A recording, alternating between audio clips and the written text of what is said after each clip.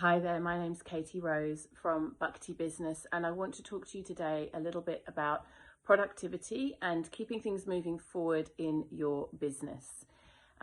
If you're a self-employed person, if you're running your own business, often it can be really hard to stay on track with knowing what the important next steps are, and also just how to keep yourself kind of productive and doing work that is helpful to keep your business moving forward. So I've got a few tips to share with you today.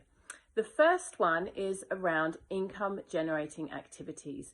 So often we get lost in what I call busy work, just doing things that kind of are a little bit of a distraction from what actually is going to help our business to thrive and grow.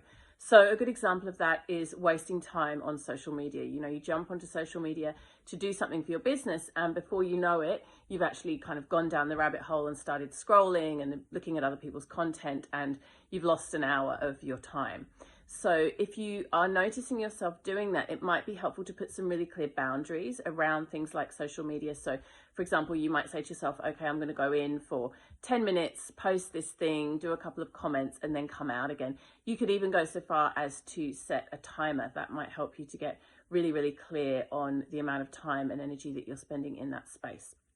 The other thing that we tend to do when we're kind of feeling like we're not sure what to do, but we know we need to do something, is procrastinate. So we'll start like doing all kinds of little activities, or tidying our desk, or making another list.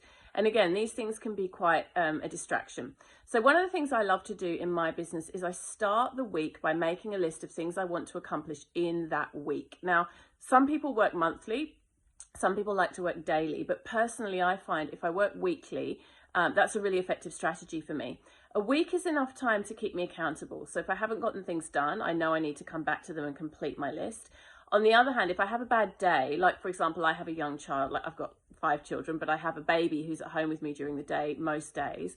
If I have a bad day with her where she hasn't slept well, or she just needs a lot of my attention, okay, that day was a write-off, but then I know tomorrow or the day after, I've got to catch up so that I can meet my weekly goals. So for me, a week is a tangible amount of time that works really, really well in terms of setting intentions of tasks that I want to get done. And in fact, it's not even setting intentions, it's just really making sure I get those tasks happening. And that brings me to another point, which is around accountability. So one of the big problems that we have when we are running our own business is it's really hard to stay accountable. You might have this list of things you want to get done. You've got some ideas about, what you want the week's productivity to look like. But by the end of the week, you've been distracted, a whole bunch of things have happened that you didn't expect, and you haven't got that website sales page finished or created that batch of posts in your social media planning app, or whatever it might be.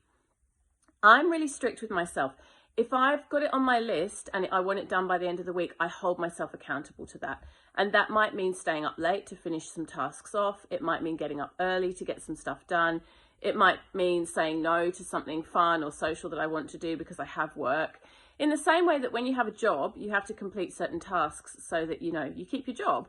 I feel like it's really important to hold ourselves accountable in this way when we're self-employed people, because otherwise we're just not going to make progress in our business.